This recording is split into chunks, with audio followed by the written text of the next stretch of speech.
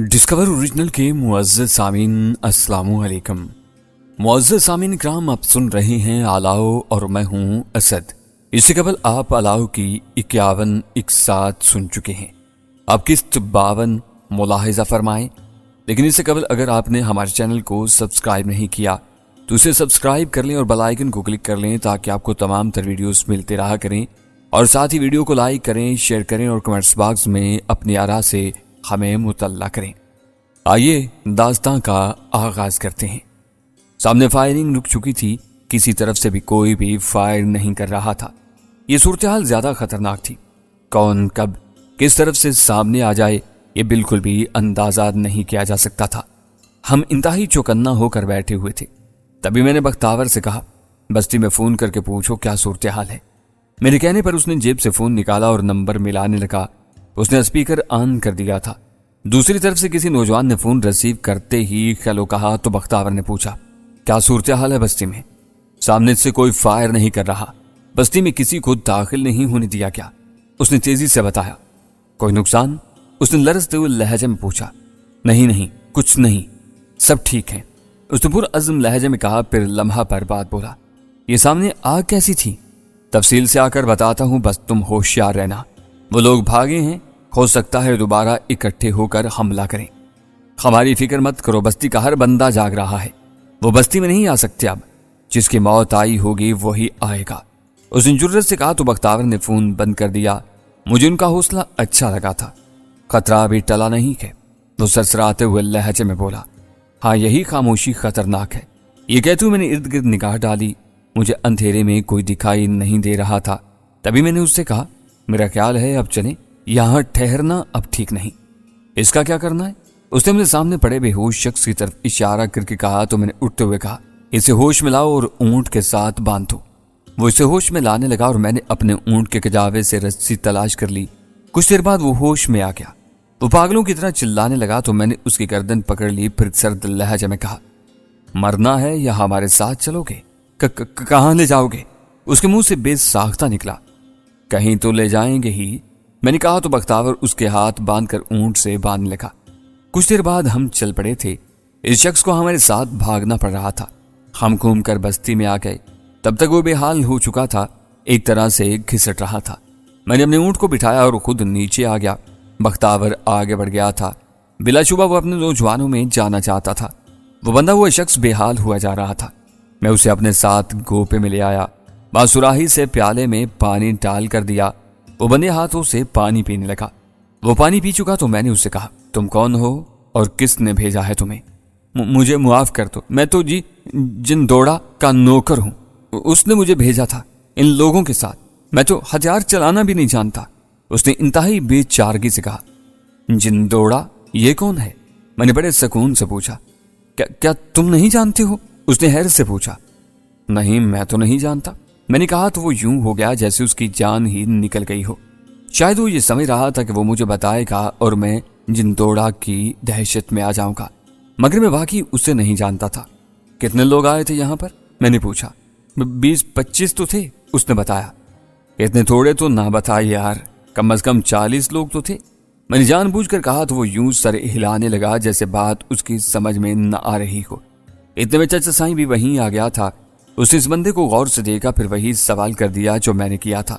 उसने भी वही जवाब दिया तो वो चौंक कर यूं बोला जैसे हत्थे ही से उखड़ गया हो।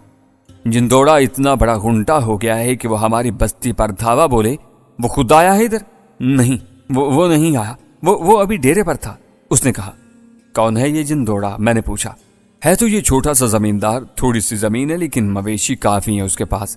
बदमाश किस्म का बंदा है। यह स्मगलिंग के केस में 2 बरस पहले अंदर हो गया था। मिल मिलाकर केस खत्म करवा लिया है तो अब ये यहाँ कर बदमाशी कर रहा है। वो ऐमे तो बदमाशी नहीं कर रहा होगा, इसके पीछे कोई ना कोई तो होगा, मैंने तबसरा करने वाले अंदाज में कहा। फिरोजा के सिवा कौन हो सकता है? उसने कहा। चल देख लेते हैं, ये अगर सच नहीं बताएगा तो सुबह इसे मारकर जिंदोड़ा के पास भेजेंगे, बल्कि इसकी लाश के टुकड़े करके भेजना, मैंने उसे धमकाते हुए कहा। इसकी शक्ल देखकर मुझे यही लग रहा था कि जैसे वो खौफजदा हो, लेकिन ना जाने क्यों वो मुझे कोई गहरी शय लग रहा था। सारी रात यूं ही गुजर गई। पूरी बस्ती जागती रही। औरतें क्या, नौजवान लड़के लड़कियां तक जाहिर है جب کوئی افتاد پڑ جائے تو کون سو سکتا ہے۔ ارد گرد کی بستیوں میں بھی پتہ چل گیا تھا، بستی بہادر خان سے بھی بہت سارے لوگ آ گئے تھے۔ اب مجھے فکر نہیں تھی، اتنے لوگ اکٹھے ہو گئے تھے کہ وہ حملہ آوروں کو سنبھال سکتے تھے۔ دن خاصا چڑھ آیا تھا، بستی کے باہر سے 3 لاشیں ملی تھی۔ ان میں سے ایک کو پہچان لیا گیا تھا، باقی 2 کو پہچانا نہیں جا سکا تھا۔ ممکن ہے کوئی زخمی بھی ہوئے ہوں، وہ بھاگ نکلنے میں کامیاب ہو گئے تھے۔ میں رات ہی بستی بہادر خان آ چکا تھا۔ بختاور نے پولیس کو بلوا لیا تھا۔ انہیں یہی بتایا گیا تھا کہ میں رات ہی وہاں سے چلا گیا تھا۔ میں ساری رات جاگتا رہا تھا۔ تھوڑی دیر نیند لینے کی وجہ سے کافی حد تک تازہ دم ہو گیا تھا۔ میں کوٹری میں بیٹھا ہوا انہی حالات کے بارے میں سوچ رہا تھا کہ سانول آ گیا۔ وہ بڑے والہانہ انداز میں مجھ سے ملا تھا۔ کافی دیر تک حال احوال بتاتا رہا۔ میں خاموشی سے سنتا رہا۔ جب وہ کہہ چکا تو میں نے انتہائی سنجیدگی سے کہا، دیکھ سانول، تجھے ڈرنے کی ضرورت نہیں ہے۔ میں جانتا ہوں کہ تو ہتھیاروں والی یہ جنگ نہیں لڑ سکتا، لیکن تم کچھ اور تو کر ہی سکتے ہو۔ بولو، جو کہو وہ میں کرنے کو تیار ہوں۔ دشمن کے بارے میں جتنی معلومات تیرے پاس ہوں گی، جنگ جیتنے کے چانس اتنے ہی زیادہ ہوں گے۔ بھروسے والے لوگوں کو ساتھ ملاؤ اور دشمنوں کے بارے میں جو بھی معلوم ہوتا ہے وہ بتاؤ۔ یہ کام کوئی دوسرا کر بھی لے گا تو مجھے اس پر بھروسہ نہیں ہوگا، تو میں صرف اس لیے کہہ رہا ہوں کہ مجھے تم پر پورا اعتماد ہے۔ میرے یوں کہنے پر وہ میرے چہرے پر حیرت سے دیکھتا رہا، پھر میرے دونوں ہاتھ پکڑ کر رونے لگا۔ مجھے سمجھ نہیں آ رہا تھا کہ وہ کیوں رو رہا ہے، تاہم میں نے اسے رونے دیا۔ آنسو یوں ہی نہیں بہا کرتے، ان کے پیچھے کوئی نہ کوئی بات ضرور ہوتی ہے۔ کچھ دیر بعد اس نے سر اٹھا کر میری جانب دیکھا اور پھر روحان سا لہجے میں بولا، میری جان بھی قربان تم پر۔ یہ جو پہ روزاں ڈائن اس علاقے پر مسلط ہے نا، اسے اب نہیں رہنا چاہیے۔ ایسا ہی ہوگا سانول، میں نے کہا اور پھر اسے سمجھایا کہ اسے کیا کرنا ہوگا۔ وہ میری بات سنتا رہا۔ میں کہہ چکا تو وہ بولا، میں سمجھ گیا، اب تم بے فکر ہو جاؤ۔ ہم یہی باتیں کر رہے تھے کہ چچا سائیں آ گیا۔ وہ میرے سامنے والی چارپائی پر بیٹھتے ہوئے بولا، میرا خیال ہے تم جندوڑا کے بارے میں کچھ نہیں جانتے۔ جب میں یہاں آیا تھا تو میں نے اس کا نام کہیں نہیں سنا تھا۔ میں نے کہا، میں بتاتا ہوں تمہیں۔ چچا سائیں نے کہا اور پھر لمحہ بھر رک کر کہتا چلا گیا، چند برس پہلے جب یہ نیا جوان ہوا تھا تو اس کی پہلی لڑائی رتو بہوڑ سے ہوئی تھی۔ نیا خون تھا، اس نے کافی نقصان کیا تھا اس کا۔ دوسری بار جب اس کا سامنا رتو بہوڑ سے ہوا تو اس نے کافی ٹھکائی کی تھی جندوڑا کی۔ وہ رتو بہوڑ ہی کو اپنا دشمن سمجھتا تھا۔ دھیرے دھیرے وہ بھی علاقے میں اپنی دھاک بٹھانے لگا تو کچھ طاقتیں اس کی پشت پناہی پر آ گئیں۔ ان میں سب سے زیادہ جس نے اسے شہ دی تھی، ان میں یہ پیروزہ ہی تھی۔ اس نے جندوڑا کو اسمگلنگ کے کام پر لگایا۔ اس کی پشت پناہی ہوئی تو پیسہ بھی آنے لگا۔ اس کے ساتھ لوگ بھی جڑتے گئے اور اس کا حوصلہ بڑھتا چلا گیا۔ اس علاقے پر اپنی دھاک بٹھانے کے لیے کئی قتل بھی کیے۔ ہر بار وہ بچتا چلا گیا۔ اسے کسی نے نہیں پکڑا چچا؟ کسی نے اس کا سامنا نہیں کیا؟ میں نے پوچھا۔ جو بھی اس کا سامنا کرتا تھا اس کا نقصان ہو جاتا تھا۔ پیروزہ خود تو سامنے نہیں آتی تھی، نہ میرن شاہ، وہ ایسے ہی لوگوں سے کام لیتے تھے۔ یہ جو بختاور کا ایک بھائی پیروزہ نے مروایا تھا نا، اسی جندوڑا نے اسے مارا تھا، چچا سائیں نے دکھی لہجے میں کہا۔ پھر یہ پکڑا کیسے گیا؟ میں نے پوچھا۔ اسے میرن شاہ ہی نے پکڑوایا تھا۔ جب کوئی سانڈ پاگل ہو جائے تو اس کا علاج بھی کیا جاتا ہے۔ اسے تھوڑا عرصہ جیل میں رکھا گیا تاکہ اس کی عقل ٹھکانے آ جائے۔ یہ میرن شاہ نے کیا، کچھ دوسرے لوگوں کو وہ پسند نہیں تھا، چچا سائیں نے بتایا۔ دوسرے کچھ لوگ؟ میں نے پوچھا۔ وہ جو پیچھے بیٹھے بیٹھے سارا کھیل کھیل رہے ہیں۔ یہ ان کی بات بھی کم ماننے لگا تھا، منمانی زیادہ کرتا تھا۔ جیل میں رکھ کر اس کا علاج کیا گیا۔ اب کیوں لایا گیا اسے؟ کیا اب وہ ٹھیک ہو گیا ہے؟ میں نے پوچھا تو انہوں نے بتایا، میرن شاہ کے قتل کے بعد پیروزہ کا ایک ہی دشمن تھا اور وہ تھا رتو بہوڑ۔ پیروزہ کو یہ بھی پتا چل گیا تھا کہ اس نے تمہاری مدد کی ہے۔ اس کا سامنا یہی جندوڑا کر سکتا تھا۔ اس نے ضمانت پر رہا کروا کر یہاں علاقے میں اس کی واپسی ممکن بنا دی۔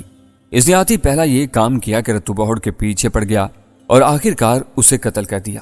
اب وہی پیروزہ اس سے کام لے رہی ہے تاکہ علاقے میں اپنی ساکھ بنا کر رکھ سکے۔ چچا سائیں نے بتایا تو مجھے ساری بات سمجھ آ گئی۔ اس کا مطلب یہ ہوا چچا سائیں کہ پہلے اس جندوڑا سے نمٹنا پڑے گا، باقی پھر بعد میں دیکھ لیں گے۔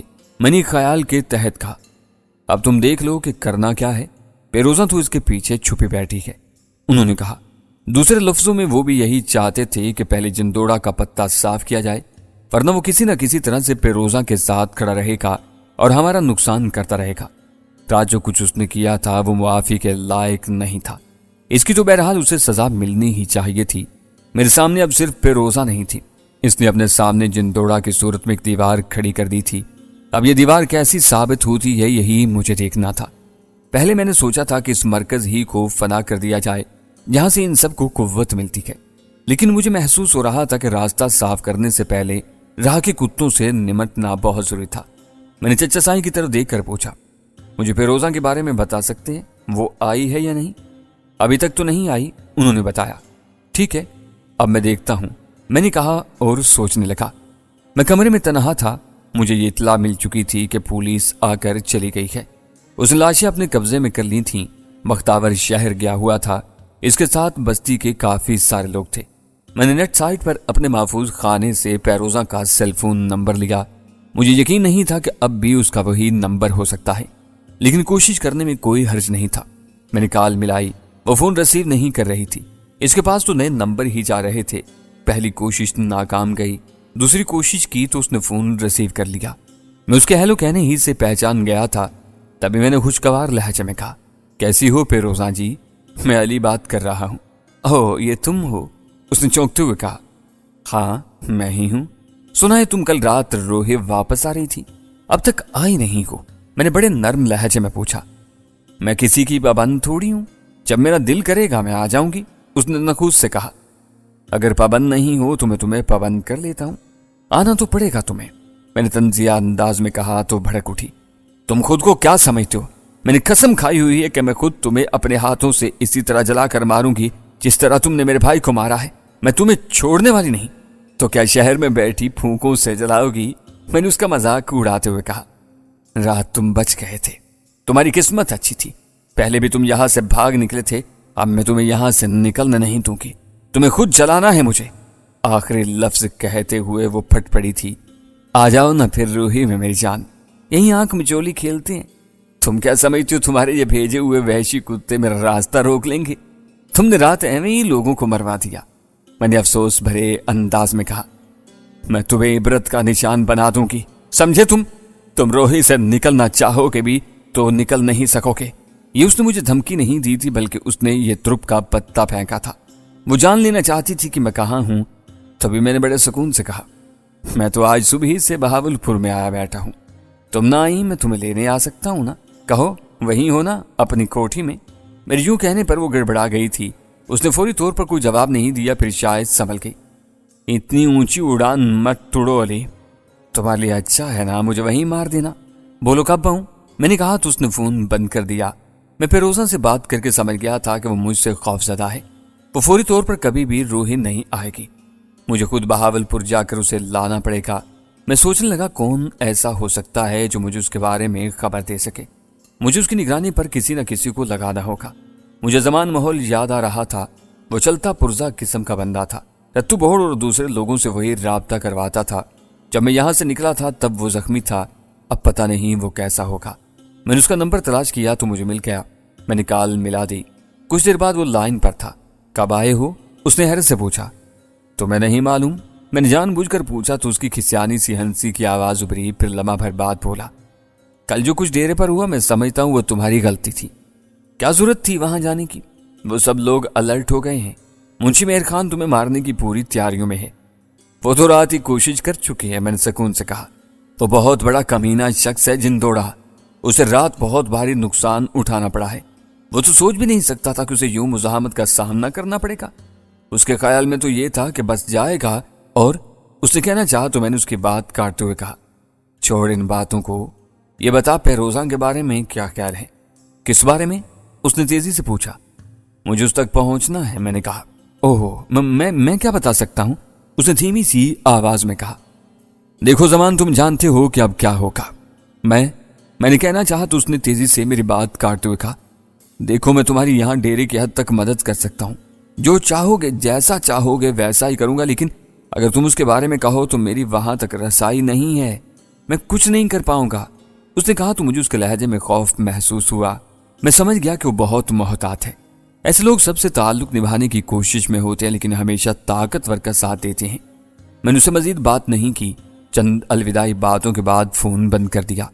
मैं यहाँ के माहौल को समझ गया था। कुछ भी था, फिरोजा यहाँ पर अपना सिक्का जमा चुकी थी। चिंदोड़ा जैसा शख्स वो अपने काबू में कर चुकी थी। जिस तरह रात उसने हमला किया था, इससे फिरोजा से वफादारी का पता चलता था। ظاہر ہے علاقے میں کئی بستیاں ان کے زیر سایہ ہو گئی ہوں گی، سوائے ان بستیوں کے جن کے ساتھ ان کی دشمنی چل رہی تھی، جیسے بستی گامن اور بستی بہادر خان۔ ان سب سے بات کر کے مجھے اندازہ ہو گیا تھا کہ اب مجھے کیا کرنا ہے۔ میں نے سوچ لیا تھا سپہر کے بعد کہیں جا کر بختاور واپس لوٹا۔ وہ سیدھا میرے پاس ہی آ گیا تھا، اس کے چہرے پر مایوسی پھیلی ہوئی تھی۔ اس کی خاموشی کو دیکھتے ہوئے میں نے پوچھا، خیریت تو ہے؟ کیا ہوا؟ یار کتنا ظلم کرتے ہیں یہ لوگ، حملہ ہم پر ہوا لیکن تھانے دار ہم ہی پر پرچہ دینے کی بات کر رہا ہے، اس نے جلے ہوئے انداز میں کہا۔ ہوا کیا ہے؟ میں نے پوچھا۔ پولیس آئی تھی نا یہاں پر، ہم بھی ان کے ساتھ ہی چوکی چلے گئے۔ آج آتے ہی ہمیں ایک نئی کہانی کا سامنا کرنا پڑا۔ انہوں نے بتایا کہ ہماری گائے چوری ہو گئی تھی اور ہمیں بستی گامن کے لوگوں پر شبہ تھا۔ ہم آج صرف اس لیے گئے تھے کہ ان سے بات چیت کر کے انہیں سمجھا بجھا کر گائے واپس لے جائیں، لیکن آگے سے فائرنگ شروع ہو گئی۔ یہ کہانی کس نے سنائی؟ میں نے پوچھا۔ چوکی انچارج نے، جسے تھانے دار ہی کہیں گے نا، اس نے سمجھاتے ہوئے کہا۔ کوئی مدعی سامنے نہیں آیا؟ میں نے پوچھا۔ کوئی بھی نہیں تھا، لاشیں انہوں نے اسپتال بھجوا دی تھی، وہیں سے ان کے وارث لے گئے۔ مجھے اندازہ ہے کہ وہ ہمیں قتل میں ہی نہیں گائے چوری میں بھی پھنسائیں گے، اس نے تنزیہ انداز میں کہا۔ تم فکر نہ کرو، بس شام ہونے دو، سب ٹھیک ہو جائے گا، میں نے کہا تو اس نے چونک کر میری جانب دیکھا۔ میں نے اس بات میں سر ہلا دیا، اس کے چہرے پر مسکراہٹ پھیل گئی تھی۔ رات کا پہلا پہر ختم ہونے کو تھا۔ میں نے سرخ جیپ نکالی تھی، میرے ساتھ بختاور بیٹھ گیا تھا۔ اس وقت جیپ میں کافی اسلحہ موجود تھا۔ سپہر کے وقت شعیب کے ساتھ جہانگیر، آفتاب اور مدثر پہنچ چکے تھے۔ اب ہمارے سامنے گنڈوں کی جتنی بڑی تعداد بھی ہوتی ہم ان کا مقابلہ کر سکتے تھے۔ اس وقت وہ 2 گاڑیوں میں چل دیے تھے، ان کے ساتھ بستی کے نوجوان بھی تھے، جبکہ میں اور بختاور ایک ہی گاڑی میں تھے۔ ہمارا رخ پیروزہ کا ڈیرا تھا، یہاں پر منشی مہر خان ہمارے لیے نئی پلاننگ ترتیب دے رہا تھا۔ میں ڈیرے پر بہت دن رہا تھا اور جانتا تھا کہ کس طرف سے کیسے جایا جا سکتا تھا۔ میرا شعیب لوگوں سے مسلسل رابطہ تھا، میں نے تھوڑا بریف بھی کر چکا تھا کہ میں کیا کرنا چاہتا ہوں۔ آگے جو صورتحال بنتی وہ ہم اسی وقت فیصلہ کر سکتے تھے۔ ہم بالکل عام راستے ہی سے بستی چراغ شاہ میں داخل ہوئے تھے۔ اگر کوئی گاڑیوں کو دیکھتا تو اسے شک نہیں ہونا تھا، اگر کوئی دوسرا راستہ اختیار کرتے تو شک ہو جانا لازمی بات تھی۔ ہم نے گاڑیاں بستی چراغ شاہ ہی میں روک دی۔ میں اور بختاور بستی کے درمیان سے ہوتے ہوئے ڈیرے کی شمالی طرف جا پہنچے تھے، جس کے آگے باڑہ تھا اور پھر ڈیرے کی دیوار تھی۔ باقی لوگ دائیں بائیں چلے گئے تھے۔ جنوبی جانب ان کا گھر تھا۔ رابطہ ہو جانے کی وجہ سے ہمیں پتہ چل گیا تھا کہ سب لوگ اپنی اپنی جگہ پہنچ چکے ہیں۔ میں باڑے کے درمیان سے گزر کر جا سکتا تھا۔ وہاں کے کتے مجھ سے مانوسیت رکھتے تھے۔ مجھے بختاور کے لیے ڈر تھا کہ اس کے پیچھے نہ پڑ جائیں، دوسرا وہاں کوئی بندہ موجود نہ ہو، ورنہ خواہ مخواہ الجھنا پڑتا۔ ہمارے پیچھے کتے تو نہ لگے، لیکن ایک بوڑھا چارپائی پر پڑا ہوا تھا، ہمیں دیکھتے ہی خبردار ہو گیا۔ وہ لاٹھی اٹھا کر کھڑا ہوا تو میں اس کے بالکل قریب پہنچ گیا۔ جیسے ہی میں اس کے قریب پہنچا وہ مجھے پہچان گیا۔ وہ بجائے سہم جانے کی اونچی آواز میں کسی کو پکارنے لگا۔ ابھی اس نے منہ کھولا ہی تھا کہ اس کی آواز ذرا سے نکلی تھی کہ بختاور نے اپنا ہاتھ اس کے منہ پر رکھا اور اسے گھماتا ہوا چارپائی پر جا گرا۔ بوڑھا زور آزمائی کرنے کی کوشش کرنے لگا، جبکہ ہمارے پاس ایک ایک لمحہ قیمتی تھا۔ بختاور کو غصہ آیا، اس نے زوردار گھونسا اس کے سر پر مارا۔ بوڑھا چکرایا اور چارپائی پر ڈھیر ہو گیا۔ میں نے اس جگہ دیکھا جہاں سے چڑھنا تھا، وہ ایسی جگہ تھی جہاں سے کچا کمرہ شروع ہوتا تھا۔ میرا پلان یہ تھا کہ دیوار پر چڑھ کر اوپر چھت پر چلا جاؤں۔ میں نے ایک جست لگائی اور دیوار پر چڑھتا چلا گیا۔ اسی لیے میں بختاور بھی دیوار پر تھا تاکہ اگر کسی کو پتہ چل جائے تو مجھے کور دے سکے۔ میں چھت پر کود گیا۔ یہاں اندھیرا تھا اور وہ سب بیٹری کی روشنی میں بیٹھے ہوئے تھے۔ سب کو پتہ چل گیا تھا کہ چھت پر میں ہوں۔ بختاور کمرے کی دیوار کے ساتھ لگ کر بیٹھ گیا۔ وہاں بالکل اندھیرا تھا۔ میں چھت پر چلتا ہوا بالکل اسی جگہ پہنچ گیا جس کے نیچے مہر خان بیٹھا باتیں کر رہا تھا۔ اس کے سامنے کوئی 20 کے قریب لوگ بیٹھے ہوئے تھے۔ وہ سب اس کی باتیں غور سے سن رہے تھے۔ وہ کہہ رہا تھا، جس طرح اس نے میرن شاہ سائیں کو قتل کر دیا، اسی طرح وہ پیروزہ سائن کو بھی قتل کر دینا چاہتا ہے۔ اگر ایسا ہو گیا تو پھر تم لوگ کیا کرو گے؟ وہ تم لوگوں کو بھی یہاں سے بھگا دے گا۔ ہو سکتا ہے تم میں سے کئی افراد کو وہ قتل بھی کرتے، تمہاری لڑکیاں چھین لے۔ یہ تو بیوی سائن ہے جو تم لوگوں کو اپنے گلے سے لگا کر بیٹھی ہوئی ہے۔ اب ہم کو یہ انتظار نہیں کرنا کہ وہ ہم پر حملہ کرنے آ جائے، بلکہ ہمیں خود اپنی لڑائی لڑنی ہے۔ پر منشی جی، وہ جندوڑا بھی تو گیا تھا اس سے لڑنے کے لیے، اس کے تو 3 بندے مار دیے اس نے، ایک بندہ قیدی بھی بنا لیا تھا۔ اتنی گاڑیاں، ایک بندے نے بات کرنا چاہی تو منشی نے فوراً اس کے بات اچک کر کہا، دیکھو کون کس کی لڑائی لڑتا ہے، وہ تو خود نہیں گیا تھا نہ لڑنے، اپنے بندوں کو بھیج دیا تھا۔ بی بی سائن اس سے بہت ناراض ہے، یہ لڑائی تو ہم نے اپنی لڑنی ہی ہے، میں خود ہوں گا تم سب کے ساتھ، سب سے آگے، جس کے پاس جو اسلحہ ہے وہ نکال لائے، سب پھاٹک پر جمع ہوں گے، اور ہاں جس بندے کی گولی سے وہ مرا اسے 10 گائیں انعام میں دی جائیں گی، جو اس لڑائی میں لڑا اسے 1 گائے تو ملے گی۔ منشی مہر خان نے لالچ دینے کی خط کر دی تھی۔ اب میں اس کی مزید بکواس نہیں سن سکتا تھا۔